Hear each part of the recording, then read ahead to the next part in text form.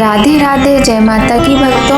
आप सभी का स्वागत करती हूँ स्पिरिचुअल ज्ञान साधना में और आप सभी से अनुरोध करती हूँ कि स्पिरिचुअल ज्ञान साधना को सब्सक्राइब कर लीजिए और बेल आइकन को प्रेस कर दीजिए ताकि आपको नई नई वीडियोस का नोटिफिकेशन। पवन तनय संकट हरन मंगल मूर्ति रूप, राम लखन सीता सहित हृदय बसौ सुरभूप। सियावर राम जय जय राम, मेरे प्रभु राम जय जय राम। जय सिया राम, जय माता की। राधे राधे भक्तों, प्रिय भक्तों, आप सभी को सबसे पहले हनुमान जी के जन्मोत्सव की हार्दिक शुभकामनाएं। हनुमान जी का जन्मोत्सव है हमारे जो कलयुग में साक्षात देवता हैं हनुमान जी, और कलयुग में जिनका नाम एक आधार है मानव जीवन में कष्टों से मुक्ति पाने का, उन हनुमान जी का जन्मदिन है। प्रभु श्री राम के प्रिय हनुमान जी का जन्मदिन है और ऐसे में हनुमान जी के जन्मोत्सव को हम कैसे मनाएं, किस विधि से पूजा करें, कौन सा मंत्र जपें, पूजा में कौन सी सामग्री इस्तेमाल करें और उनका व्रत करें तो कैसे करें, व्रत ना करें तो क्या पूजा करें या ना करें, बहुत सुंदर सुंदर जानकारी आज की वीडियो में आप सभी को मिलने वाली है। तो आप सभी लोगों से नम्र निवेदन है कि पूरी वीडियो में शुरू से अंत तक बने रहिएगा। हनुमान जी माता अंजनी और भगवान केसरी के पुत्र हैं। उनको वायु देवता का पुत्र भी कहा जाता है। भगवान हनुमान जी भगवान राम जी के प्रिय भक्त हैं, इसलिए अगर आप राम जी के भक्त हैं तो आप हनुमान जी की आप पर विशेष कृपा रहती है। हनुमान जयंती के दिन हनुमान जी का जन्म हुआ था। इस दिन हनुमान जी की विशेष प्रकार से पूजा अर्चना की जाती है। मंगलवार का दिन हनुमान जी का होता है। इस दिन भक्तगण भगवान हनुमान जी की विशेष तौर पर पूजा करते हैं। और देखिए, मंगलवार तो हर हफ्ते आता है, किंतु वर्ष में एक बार चैत्र मास की ये जो पूर्णिमा आती है, इस दिन हमारे बहुत ही प्यारे हनुमान बाबा का जन्म उत्सव मनाया जाता है। और आज हम बहुत ही सुंदर जानकारी देने वाले हैं इस वीडियो में। तो आइए सबसे पहले जान लेते हैं पूजा का जो मुहूर्त है। हनुमान जी के जो जन्मोत्सव है वो 12 अप्रैल 2025 शनिवार को है और चैत्र पूर्णिमा की जो शुरुआत है वह हो रही है 12 अप्रैल 2025 को प्रातः 3:21 पर, यानी आज रात में जब 3:21 का समय होगा तब चैत्र पूर्णिमा की शुरुआत हो रही है। और वहीं चैत्र पूर्णिमा का जो समापन है वो 13 अप्रैल 2025 को सुबह 5:51 पर होगा। तो बहुत ही सरल शब्दों में बताएं तो 12 अप्रैल को ही यह सुंदर उत्सव मनाया जाएगा। और पूजा का जो शुभ समय है वह 7 प्रातःकाल 35 से 9:10 तक है। इससे पहले भी आप पूजा कर सकते हैं।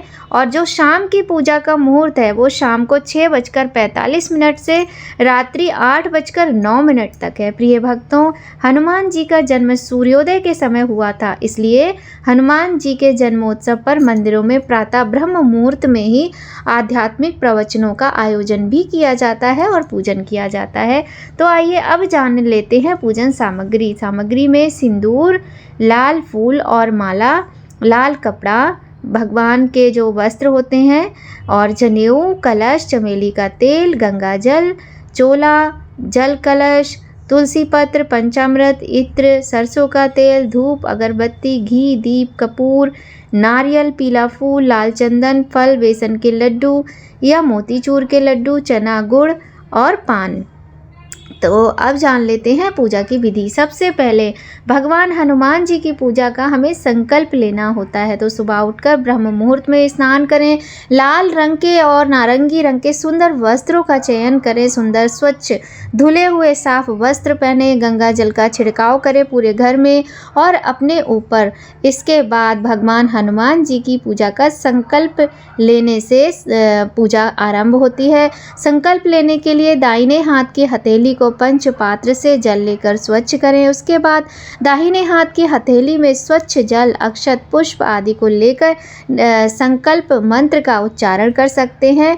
और आप सरल भाषा में भी भगवान की पूजा का संकल्प व्रत का ले सकते हैं यदि आप व्रत रख रहे हैं तो ओम तत्सत आद्य अमुक संवत्सरे मासोत्तमे अमुक तिथौ अमुका वासारे अमुका गोत्रोत्पन्नोऽहम् अमुका नामा आदि सरला कामना सिद्ध्यार्थम श्री हनुमत पूजम करिष्ये। आप इस प्रकार से संस्कृत में भी संकल्प ले सकते हैं, आप सरल भाषा में भी ले सकते हैं। यदि आप व्रत रख रहे हैं तो आप भगवान को प्रेम से बताइए कि आप उनका व्रत कर रहे हैं, प्रभु स्वीकार करें। यदि पूजा कर रहे हैं तो पूजा के विषय में बताइए।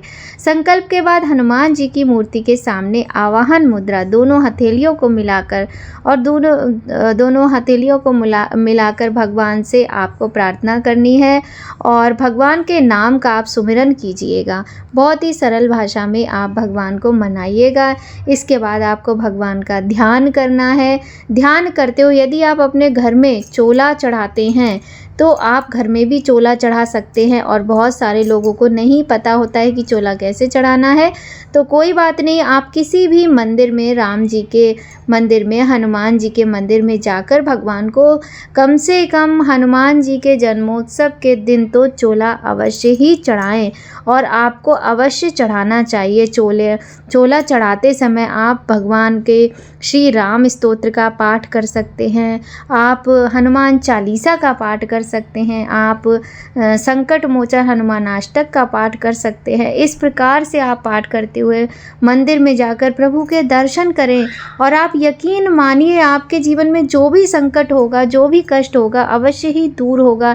चाहे वह आपके संतान से संबंधित हो, चाहे आपके घर गृहस्थी से संबंधित हो, यहाँ तक कि आपके वैवाहिक जीवन में यदि कोई उथल पुथल, कोई परेशानी है तो उसके लिए भी आप हनुमान जी से प्रार्थना करें। हनुमान जन्मोत्सव का दिन, हनुमान जयंती का दिन बहुत ही महत्वपूर्ण दिन है, बहुत ही शुभ दिन है। इस दिन आप अनेक उपाय भी कर सकते हैं। इस प्रकार से आप घर के मंदिर में पूजा करें, भगवान की चौकी लगाएं, उनका फोटो है वो रखें, मूर्ति रखें, गंगा जल से स्नान कराएं। हनुमान जी को पंचामृत से स्नान नहीं कराया जाता है, उन्हें गंगा जल से ही स्नान कराया जाता है। उसके बाद में आप भगवान को चोला चढ़ाएं। चोला नहीं चढ़ा सकते तो सिंदूर उनके चरणों में अवश्य अर्पित करें, भगवान को सिंदूर का टीका लगाएं, फूल माला अर्पित करें। राम जी की पूजा आप हनुमान जी से पहले करें, बिल्कुल भी ना भूलें। तो सबसे पहले गणेश जी और राम जी, सीता मैया, राम दरबार की जो फ़ोटो होती है वो रख लीजिए। फ़ोटो नहीं है तो कोई बात नहीं, आप भगवान का नाम लेते जाइए, गणेश जी का मंत्र आपको बोलना है। उसके बाद जय सिया राम, जय जय सिया राम, या फिर राम जी की सुंदर स्तुति आप कर सकते हैं, है ना। उसके बाद ही हनुमान जी का नाम आपको लेना है और भगवान के जो भी तस्वीरें हैं, फ़ोटो, उनको चंदन लगाएं, अक्षत चढ़ाएं, फूल माला चढ़ाएं, भोग लगाएं, दीप जलाएं, धूप जलाएं। इस प्रकार से भगवान के आगे जो आपके ऋतु फल होते हैं उनका भोग अर्पित करें। भगवान को हलवे का भोग लगा सकते हैं, बेसन का हलवा बना सकते हैं और काले चने का प्रसाद बना सकते हैं। जो चाहें आप अच्छे अच्छे भोग बना सकते हैं, मीठे मीठे, जैसे मोतीचूर के लड्डू आप ले आइए, बेसन के लड्डू ले आइए, भोग लगाकर भगवान के समक्ष उनकी पूजा करें। कथा भी सुन सकते हैं, पढ़ सकते हैं, सुंदरकांड का सुंदर पाठ कर सकते हैं, रामायण जी का पाठ कर सकते हैं और साथ ही आप भगवान की आरती भी उतारें। और कुछ नहीं तो राम राम राम राम राम राम राम राम, जय सिया राम, जय जय सिया राम। इस प्रकार से आप भगवान के नाम का उच्चारण करते रहें और सच्चे मन से करके देखिए, हनुमान जी आपके कष्टों का निवारण अवश्य ही करेंगे।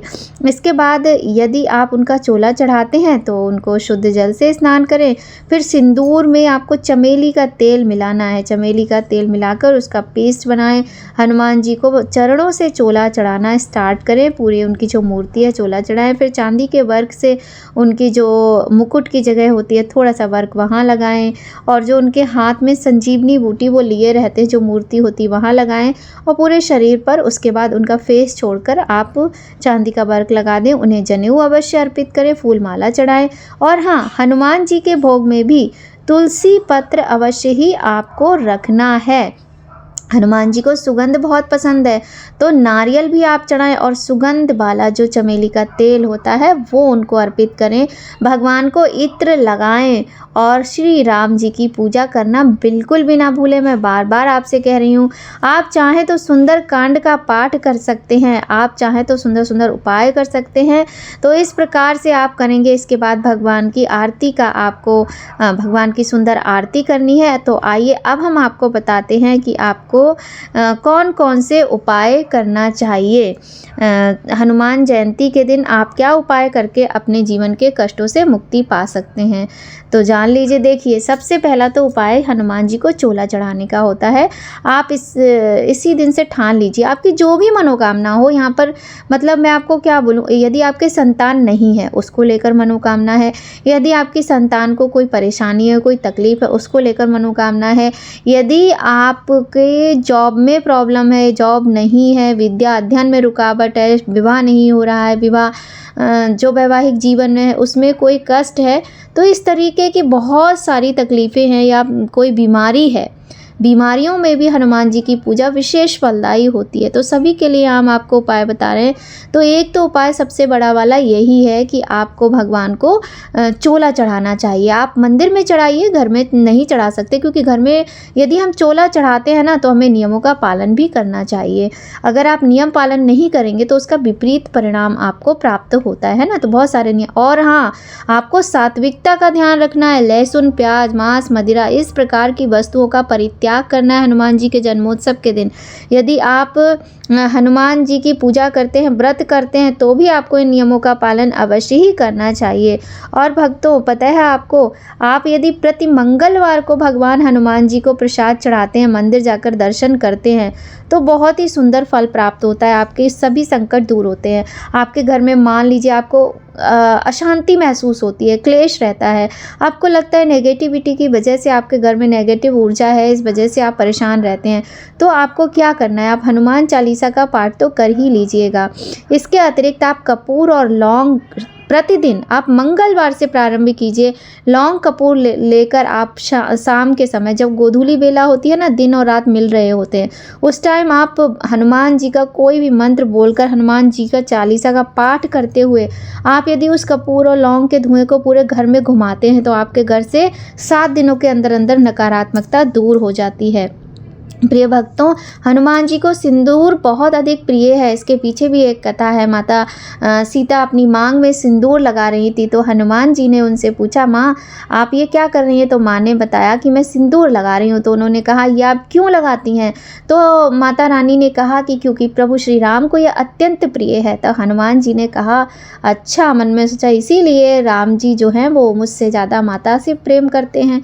अब मैं देखता हूँ कि मुझे प्रेम सबसे ज़्यादा कैसे नहीं करेंगे। उन्होंने ये सोचकर पूरा सिंदूर से अपने शरीर में पूरे सिंदूर को लपेट लिया। तो इसीलिए हनुमान जी को चोला चढ़ाया जाता है सिंदूर का।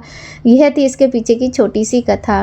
प्रिय भक्तों, बहुत सुंदर कथा भी आपको मिल जाएगी चैनल पर, आप बने रहिएगा, सपोर्ट कीजिएगा। इसके अतिरिक्त हनुमान जी को आप प्रत्येक मंगलवार को बूंदी का भोग लगाइए। आप हनुमान जी के जन्मोत्सव के दिन से प्रारंभ करके हर मंगलवार को भोग लगाइए। इससे आपके कुंडली के मंगल दोष जो होते हैं ना, वो समाप्त होते हैं और सुख समृद्धि आती है जीवन में। हनुमान जी के जन्मोत्सव पर आपको मंदिर में दान अवश्य करना चाहिए। यदि आपकी क्षमता है जितना भी दान करने की, आप अन्य वस्त्र, धन दान कर सकते हैं।